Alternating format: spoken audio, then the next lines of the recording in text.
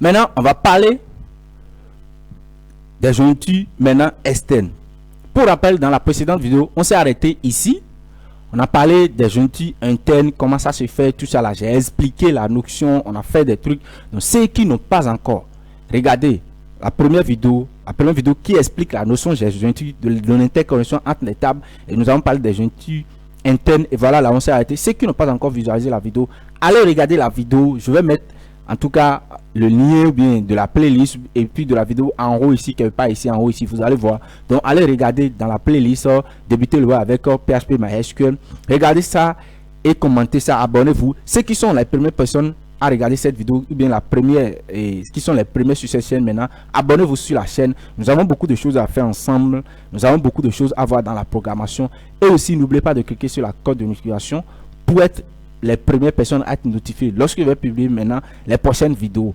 Maintenant, commentez mes vidéos, on est ensemble. On commence. On avait parlé des jointures internes, on a dit simplement qu'il permet de sélectionner simplement, en tout cas, les données qui ont des correspondances sur toutes les tables, sur les deux tables. Ici, nous parlons de la table article, la table auteur. Mais ici maintenant, les jointures maintenant externes maintenant, elles permettent de récupérer les données même si elles n'ont aucune correspondance. Vous voyez, même si elles n'ont aucune correspondance. Nous avons vu que les jointures internes se basent sur inner join, le mot-clé inner join qui veut dire jointure interne. C'est ça qu'on utilisait. Mais ici maintenant, cette fois, la syntaxe disponible est à base de join simplement. Ici, join. Alors, on va changer les choses en fonction de ce qu'on veut faire très rapidement. Voilà, non? Maintenant, regardez ici. Si nous revenons ici, on s'est arrêté ici, on vient sur notre base de données jointure. Nous avons deux tables. La table, pour rappel, la table article qui est ici, qui a les articles ici, avec le titre, avec la date de création, et aussi l'identifiant des auteurs qui ont créé ces articles. Voilà ces identifiants. Et nous avons de l'autre côté la deuxième table qui est la table auteur qui porte le nom de tous les auteurs qui créent des articles avec les emails. Et on a dit ici, dans la table article, on a une clé ici qu'on appelle une clé étrangère qui est auteur ID. Et cette clé maintenant là fait référence maintenant aux identifiants de tous les auteurs qui ont créé ces articles. Cette clé maintenant fait référence donc à l'identifiant ID qui se trouve dans la table auteur. Dans la table auteur. Maintenant, nous sommes en train de parler des jointures internes. Nous avons dit qu'elles permettent de récupérer toutes les données, même si elles n'ont aucune correspondance. Dans la jointure interne, on récupère des données simplement des auteurs qui ont des correspondances. Pour ça, on a récupéré simplement des auteurs. On peut récupérer simplement avec grâce aux jointures internes des auteurs Ronald, John, Marc, Aurel. Mais l'auteur Samson, si vous venez ici maintenant dans la table article maintenant, voilà que dans auteur ID, il n'y a aucun ID qui est 5 ici. Ça va être à 4. Donc, l'auteur Samson, qui s'appelle Samson, n'a pas d'article, n'a pas encore créé d'article. Si on utilise les jointures internes, on ne peut pas trouver le nom Samson. Maintenant, pour pouvoir récupérer toutes les informations de la table auteur, même Samson qui ne possède pas d'article, il faut utiliser les jointures externes. Il y a deux écritures à connaître. Il y a la première écriture, pour faire ça, il y a l'écriture ici, donc je viens ici, je dis ici, jointure externe. Deux écritures. La première écriture c'est left join. Et la deuxième écriture ici, vous pouvez deviner, c'est right join. Voilà la deuxième écriture. Maintenant, vous avez déjà deviné, le left join récupère toutes les tables de gauche. On a dit left join récupère toutes les tables de gauche. Et puis le right join maintenant récupère toutes les tables de la droite. On va commencer avec les tables, les left join. Reprenons la jointure de base de inner join qu'on a fait ici. On va reprendre ça. Ici, je vais enlever, effacer le filtrage d'abord. Si j'enlève le filtrage ici, quand on vient ici, on va voir que ça va nous sélectionner, récupérer tous les articles. On a l'article créé par Ronas, créé par John, créé par Marc, créé par Aurel, ici créé par Ronas, créé par Ronas. On a ici créé par John. Donc il n'y a aucun article qui est créé par Samson. Voilà. On reprend ça. On le prend ici. J'ai effacé un peu les filtrages et puis les ordonnances pour ne pas vous pour que ça soit très clair. Quand on reprend ça, on va remplacer simplement les inner join.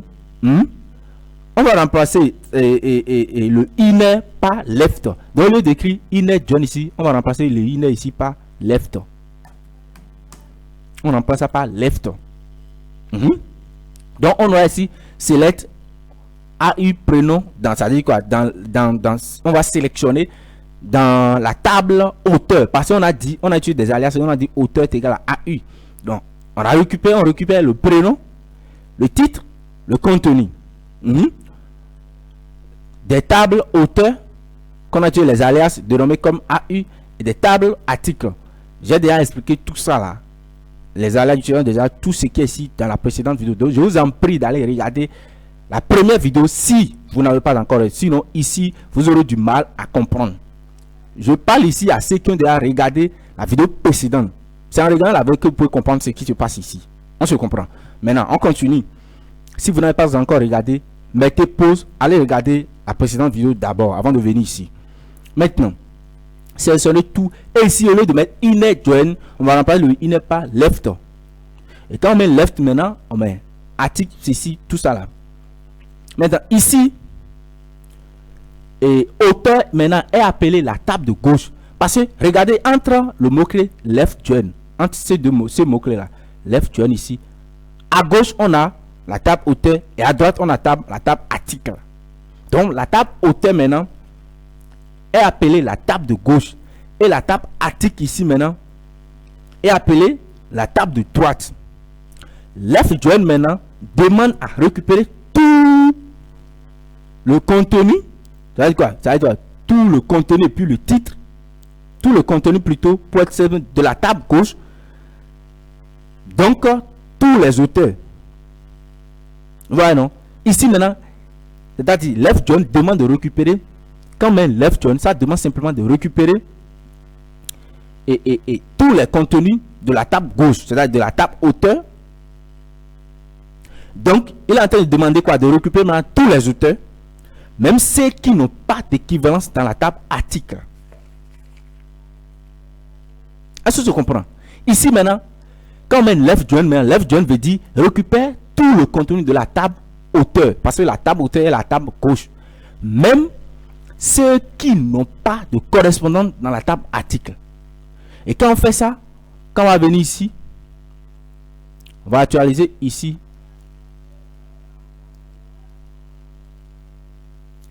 Vous voyez, en bas ici, je ne sais pas si vous voyez. Je vais agrandir ça un peu. Ici maintenant, ça récupère même créé par Samson. Il met créé par Samson. On sait que Samson n'a pas d'article. Donc, quand on a créé par Samson, on n'a pas le titre ni le contenu. Mais quand même, on a vu que ça a récupéré ce nom-là. Quand on vient ici, quand on va remplacer ici par inner, vous allez voir, si c'était Gentu interne, vous allez voir que créé par Samson va disparaître. Quand on vient ici maintenant, créé par Samson, ça disparaît. Testez ça, vous allez voir, ça disparaît. Mais quand on va remplacer inner par left, vous allez voir, ça va récupérer même Samson qui est ici. Ça récupère créé par Samson. Donc left join veut dire fais cette requête, mais récupère tous les contenus de la table de gauche qui est la table auteur, même des auteurs qui n'ont pas d'article. Voilà ce que left join veut dire. Ça veut dire ça sélectionne la table de gauche. Vous voyez? Donc, si on remplace left join par right join, là maintenant ça veut dire récupère toutes les et tout ce qui ça veut dire récupère tout ce qui se trouve dans la table de droite. Quand on remplace ici par right, ça veut dire récupère tout ce qui est dans la table article. Ça veut dire quoi? Même s'il y a des articles qui n'ont pas d'auteur, ça va récupérer ça. Je ne sais pas si vous comprenez. Donc si on vient ici, on va ici dans la table article maintenant. On vient ici et puis on dit insérer. Et puis ici maintenant, on va insérer un titre. On va dire titre droite. Donc je vais mettre simplement titre droit. Et puis je mets les contenus ici. Je remplace ici par now. J'ai now aussi la date. Et ici, je mets peut-être nul. Ou bien je mets peut-être 0. Ça dit quoi? Il n'y a pas quelqu'un, on ne connaît pas quelqu'un qui a créé cet article-là. Donc, si je fais ça, on vient ici maintenant. Vous allez voir. Il y a un article qui est en bas dont l'identifiant de l'auteur est égal à 0. Donc, il n'y a pas d'auteur qui a créé. On ne connaît pas encore l'auteur qui a créé cet article-là. Donc, si nous allons utiliser InnerJoin, ça va récupérer tous les articles sauf cet article-là. Ça ne va jamais récupérer l'article du titre, du nom, dont le titre est égal à titre droit. Quand on va venir ici, on va actualiser ça. Quand on essaie d'actualiser ça et aller en haut, vous allez voir, ça ignore cet article titre droit. Ça l'ignore parce que ça devrait le mettre en haut ici parce que c'est le dernier article créé. Mais ça l'ignore parce que ça ne reconnaît pas son auteur. Mais quand on va mettre ici, on va parler ici par right maintenant. Vous allez voir ce que ça va marcher, ça va faire. L'effet que ça aura. Et quand on vient ici, quand on actualise maintenant, paf.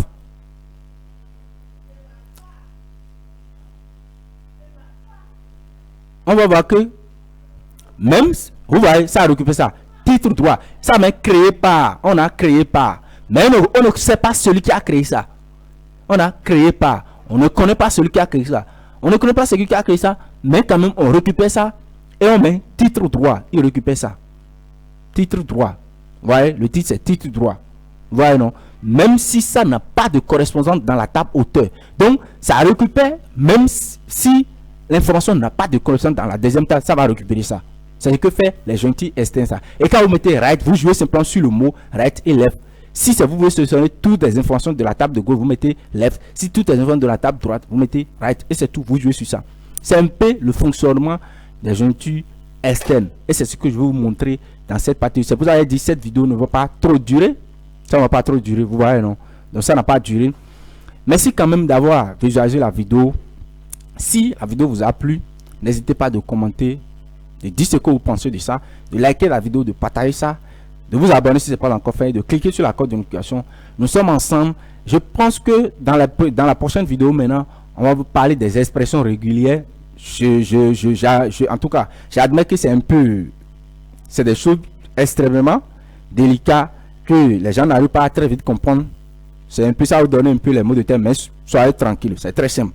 On va parler des expressions régulières maintenant. Et si on finit ces expressions régulières maintenant, vous serez capable maintenant de créer déjà quelque chose qui est très bien avec les vérifications, le niveau de sécurité et tout sera bien quand même. Vous voyez, non? Donc, étant dit, à très bientôt. On se rejoint dans la prochaine épisode.